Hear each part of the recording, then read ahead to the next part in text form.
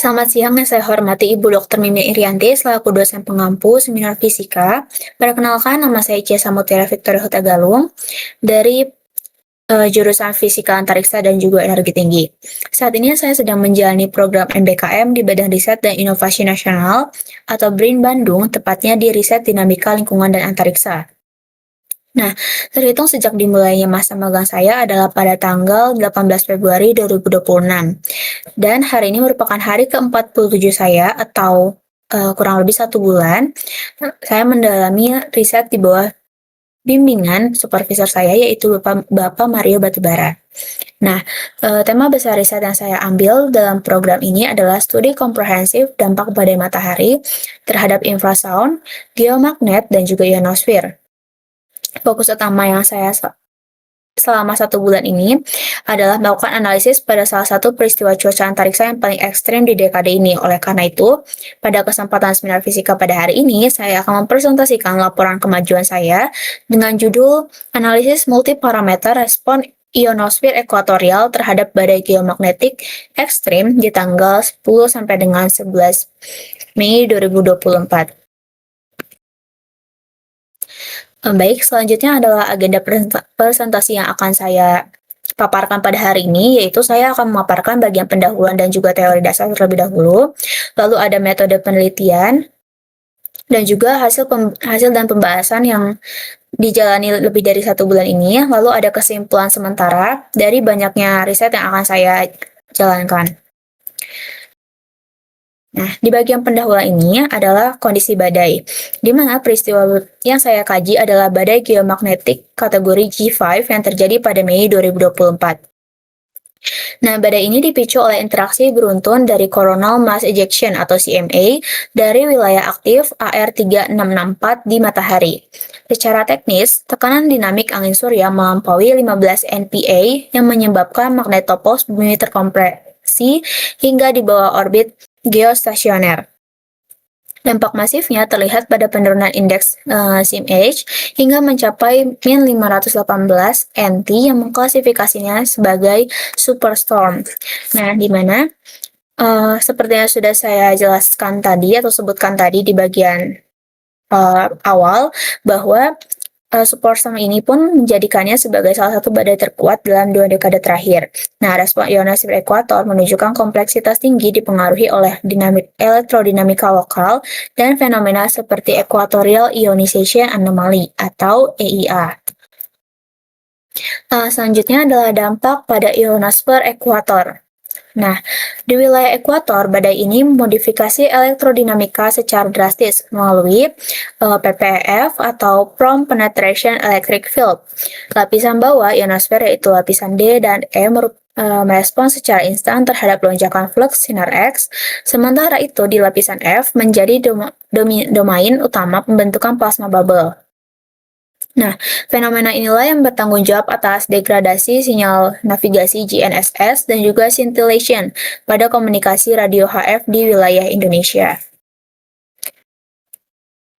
Oke, nah selanjutnya adalah coupling atmosfer bawah dan juga atmosfer bawah.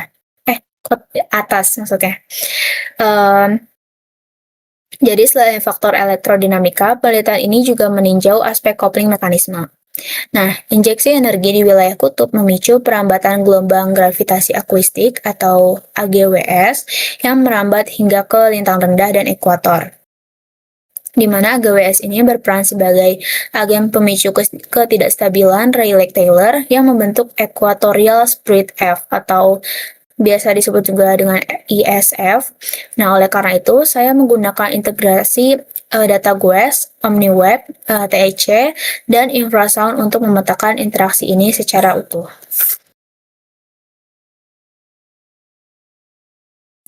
Nah, selanjutnya adalah teori dasar untuk sistem ionosfer dan sampai dengan sistem termosfer ekuator. Di mana secara teoritis, sistem ionosfer termosfer ekuator ini sangat kompleks karena orientasi garis medan magnet yang hampir horizontal. Nah, dinamikanya dikendalikan oleh elektrodinamika unik karena orientasi garis medan magnet yang horizontal tadi memodifikasi drastis selama badai geomagnetik akibat penetrasi energi dari angin surya.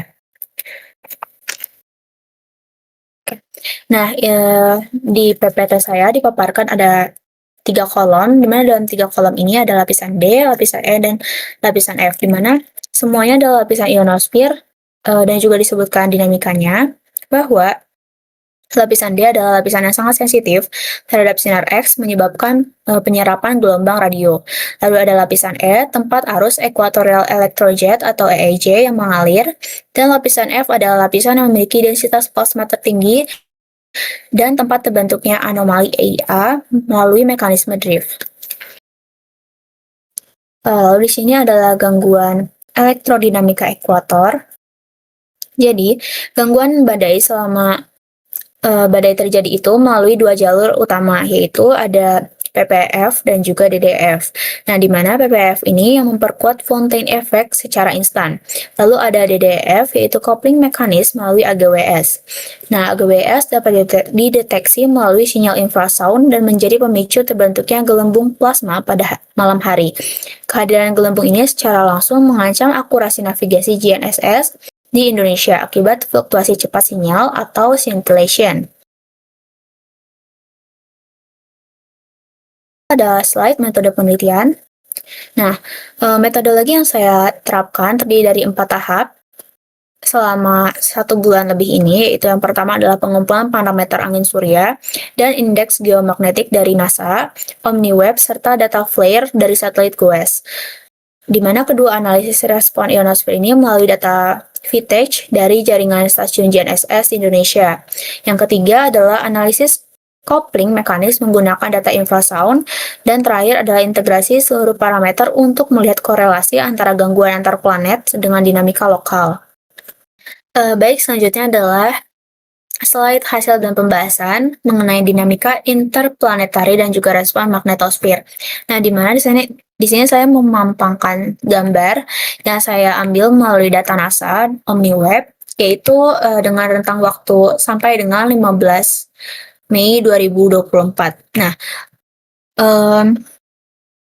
fluktuasi yang ada ini adalah fluktuasi terjadinya badai geomagnetik pada hari itu, yaitu pada tanggal 10 sampai dengan 11 Mei. Nah, di mana kita dapat melihat variasi temporal selama badai, teramati adanya solar flare tingkat tinggi kategori X-class yang memicu ionisasi instan. Nah, kecepatan dan tekanan dinamik angin surya melonjak melampaui 15 NPA, mengompresi magnetopause, komponen medan magnet antar planet atau IMF yang berorientasi ke selatan memicu rekoneksi magnetik.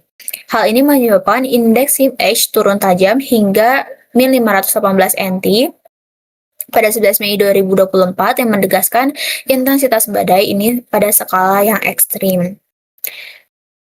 Nah, oke, selanjutnya adalah kesimpulan dan rencana selanjutnya pada magang yang dilakukan selama 6 bulan ini. Sebagai penutup, kemajuan magang selama 1 bulan ini telah berhasil membangun landasan dasar pemahaman profil driver badai Mei 2024. Nah, analisis awal VTech menunjukkan adanya anomali positif dan penguatan EIA yang signifikan. Namun, perlu dicatat bahwa analisis ini masih bersifat awal, karena belum mengintegrasikan data atmosferik secara mendalam. Rencana selanjutnya adalah fokus pada pengolahan data infrasound untuk mendeteksi AGWS yang nantinya akan disintesis menjadi laporan akhir magang yang komprehensif. Sekian dari presentasi saya pada hari ini. Mohon maaf atas segala kekurangan yang ada dan kesalahan dalam penuturan kata. Sekian dari saya, terima kasih.